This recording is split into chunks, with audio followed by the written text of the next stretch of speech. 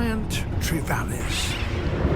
The fledglings stay out of the water if they can. They even drink on the wing. If the trevally are to catch one now, they have to up their game.